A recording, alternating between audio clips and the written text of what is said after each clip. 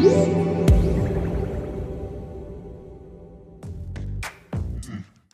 Davin here with Digital Trends, and today we're taking a look at the Panasonic Lumix G9.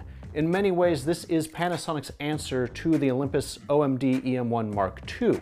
It's a high-end Micro Four Thirds camera built for enthusiast and professional photographers. This also fills a sort of horizontal gap in Panasonic's own product lineup, with the G9 differentiating itself from the equally capable but increasingly video-focused GH series.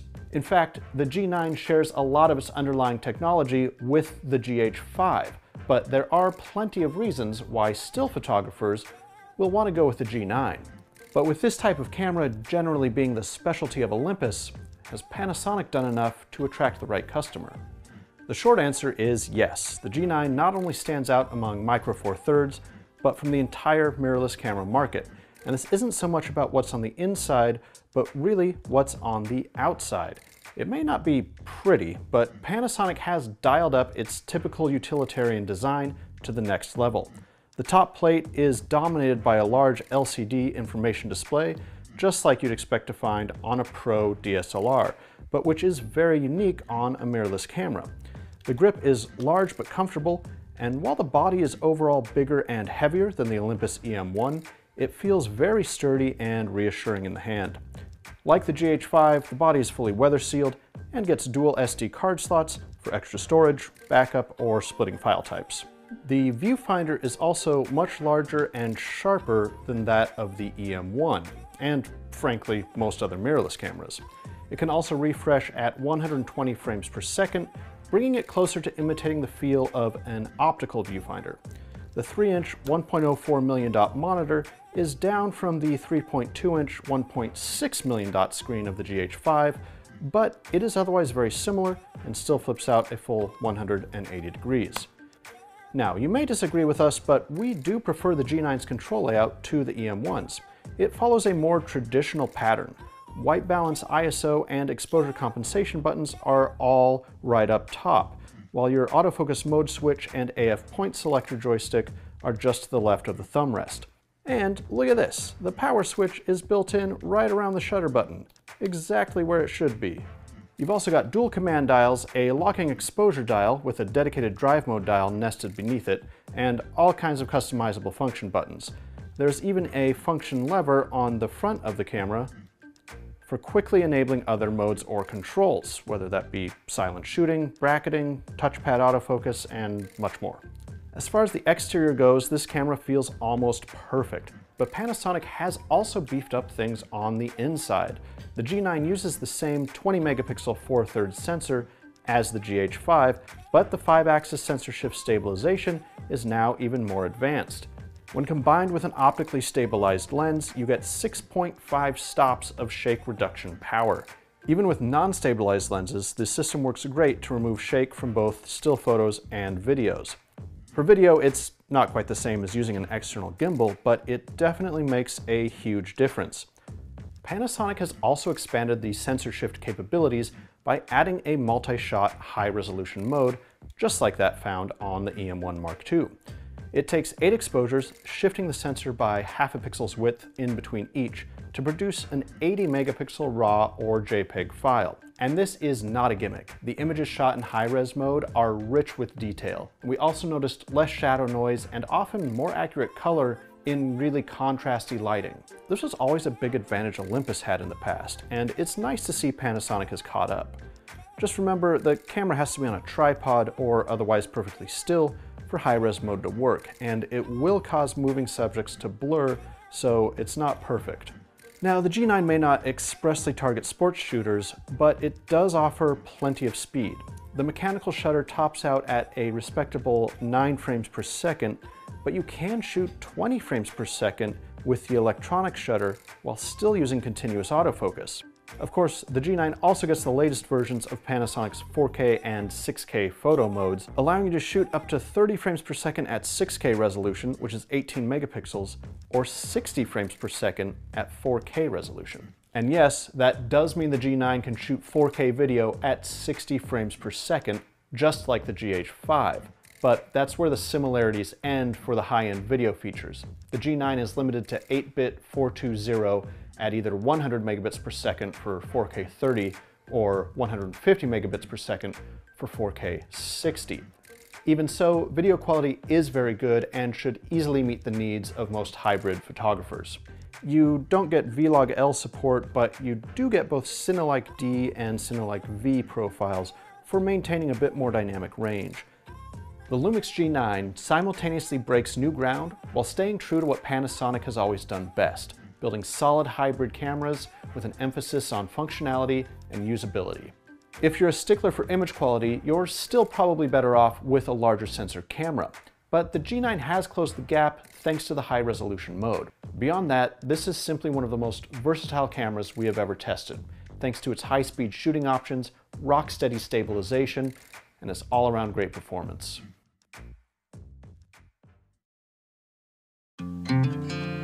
The Panasonic Lumix DC G9 is Panasonic's flagship mirrorless interchangeable lens stills camera, aimed at wildlife and action photographers.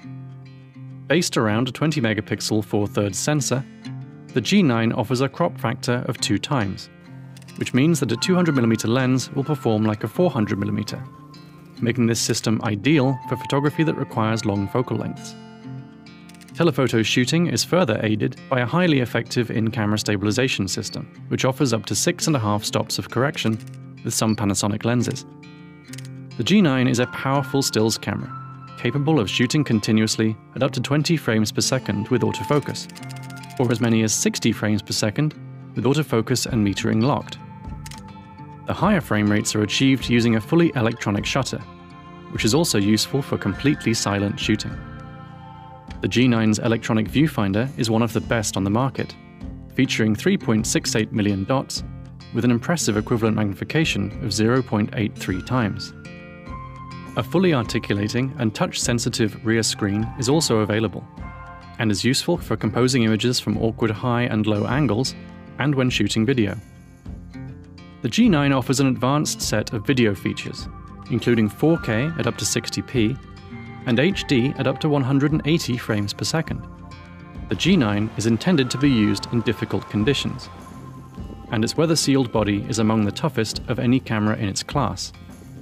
Chunky ergonomics and extensive custom options make the G9 a great choice for advanced amateurs and professionals who want a tough, fast, hybrid camera with built-in stabilization. For more information on the Panasonic Lumix DC G9, visit dpreview.com.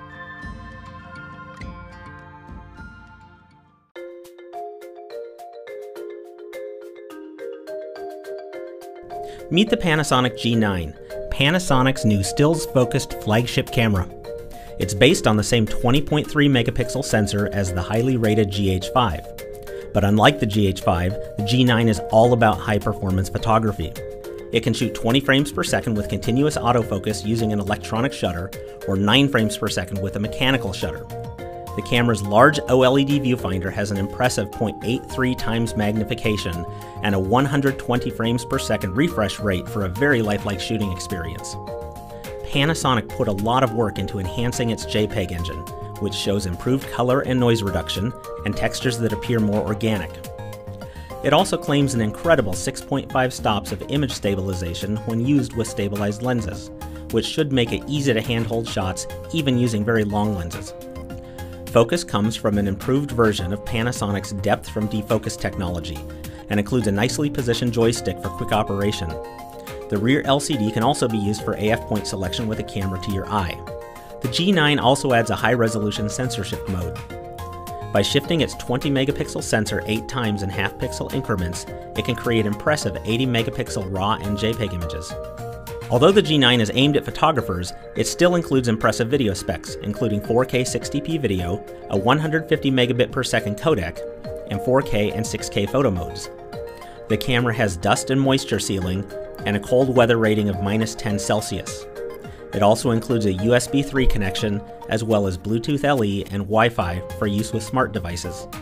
The G9 will be available in early 2018 at a cost of $1,699.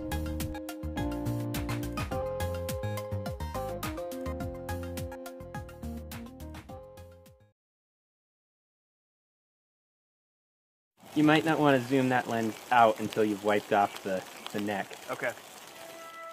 Spring in Wyoming still feels a lot like winter.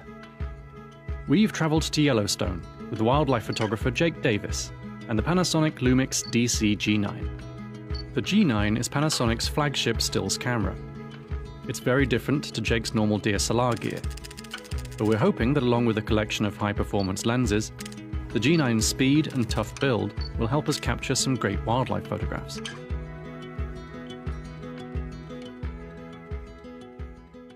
My name is Jake Davis. I'm a wildlife photographer. I live in Jackson Hole, and most of my work is based on the greater Yellowstone ecosystem. I'm fortunate enough to spend a ton of time surrounded by apex predators and all of these incredible species. Most people are not, and so there's a real disconnect. Photography allows people to see the value in wildlife in the natural world. In late April, Yellowstone National Park is relatively quiet.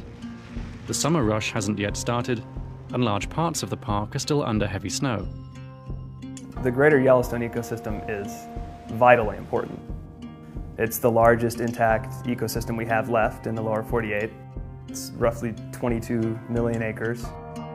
As always when it comes to wildlife photography, getting great shots means getting up very early in the morning. The best times of day for wildlife are definitely first thing in the morning and then the last couple hours of the day. The reality is most of the action is between 5 a.m. and 7. All right, so we don't want to throw them off. Just sit for a second and let them. When it comes to wildlife photography, the ideal situation is where my subject recognizes or acknowledges my presence, but it's also a situation where both they and I feel safe, so they accept me as part of their environment. We just had a coyote mousing on the opposite riverbank here. When I say mousing, he's looking for rodents. So in this case, it actually was probably pocket gophers. And so he's turning his head and listening for movement underneath the ground. And then once he pinpoints it, he'll kind of pounce on it. At 400 here, I had an 800 equivalent, which is just crazy considering this thing weighs nothing. They're probably one of the most adaptable species that we have in the ecosystem. You know, in one day, I've watched a coyote scavenging on a carcass, catch a fish, catch a rodent. Play chess. You know, play chess, yeah, have a cup of tea. Spring is a really exciting time in the ecosystem. Some days could be sunny and 50 or 60 degrees, the bluebirds are singing, and then the next day is a full-on blizzard, you know, a foot of snow. We've got a bison jam. We have to share the roadway here. Oh, he's a big bull, look at him. He's the size of the Forerunner. Look at him. The G9 is a professional-grade camera, and as such, it offers extensive sealing against dust and moisture. That's nice to have when you're photographing bison in the driving snow. 6 stops of image stabilization is pretty nice when you're shivering in the cold, too. So we've got a nice bison herd over here along the Gibbon River. We did kind of a wider scene here. We included the environment, which I really like to do. It tells more of a story. And a fresh dusting of snow, which never hurts. So I think we got some pretty nice stuff here. As the snow turned to rain, we continued into the park. If you can't handle discomfort, wildlife photography may not be the career for you. Neither is it a career for the impatient. Let's use this bank to kind of hide us as we approach. A lot of wildlife photography is simply just time spent in the field, and eventually it pays off. And so you're just very aware, you keep your head on a swivel, and opportunities present themselves. 99% of the time is just really spent looking and waiting. Maybe we get the binoculars out, get a scope out, and we glass the hillside. You'd be surprised at how much you will see if you just slow your pace down a little bit and take some time and just be where you are and be present there. One of the most common mistakes you see in wildlife photographers is just chasing wildlife. I've had to go in the woods after a lady with her iPad chasing a grizzly bear. That's actually not that uncommon of an occurrence. The quick route is to sit here and howl like a wolf or clap your hands at her like a lot of people like to do, but that's not really rewarding in the end, and you're not proud of that shot. So we just kind of like to sit here quietly. Oh, she's getting up on the bank. We were headed for Grand Prismatic. the largest and most famous hot spring in the park. On a chilly day like this, the warm water flowing out of the ground was steaming in the cold air. Even in such miserable conditions, wildlife was still abundant. That was a pretty nice scene, you know, Yeah. with the fog coming off and the blowing snow. I was hoping he'd go in and catch a trout, but evidently that was not a good fishing hole. And even on the coldest, wettest of days, the bacterial mats that give Grand Prismatic its distinctive coloration are still beautiful. The next day dawned very cold, but clear and bright. With the landscape transformed by the changing weather, we headed back into the park to see what we could find.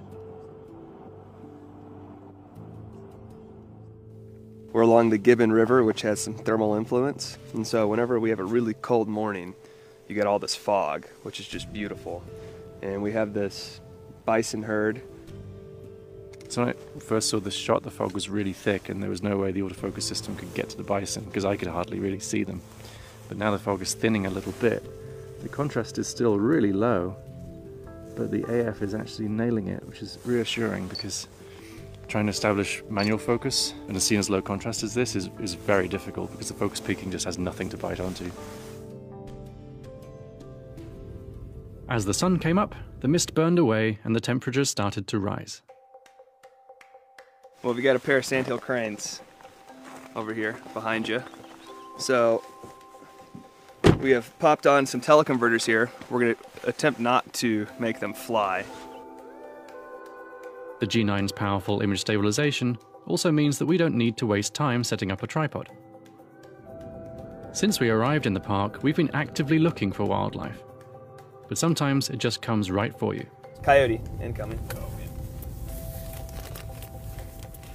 Park rules stipulate that visitors must remain at least 100 yards from bears or wolves, and at least 25 yards from all other wildlife, including this coyote, who doesn't seem at all bothered by our presence.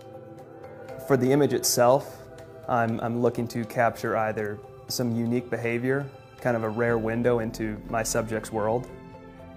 You know, they tell a story about the habitat that you know, animal makes a living on. Oh, there's a bald eagle. Right there. See him in the cottonwood tree? Yeah, nice. So he's sitting right there on the bank of the Lamar River. The eagle gave us the opportunity for some dramatic still images, but I also wanted to put the G9's video capabilities to the test, focusing on the hawks and ravens circling overhead.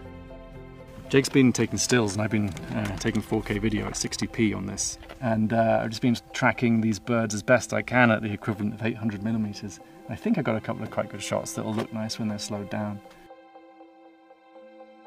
With our time in the park almost over, we headed to the famous Mammoth Hot Springs. Let's use the high-res shot mode for this since we're going to be on sticks. We can still shoot raw, 2-second shutter delay. Okay. Such a detailed subject provided a great opportunity to try out the G9's high-resolution mode.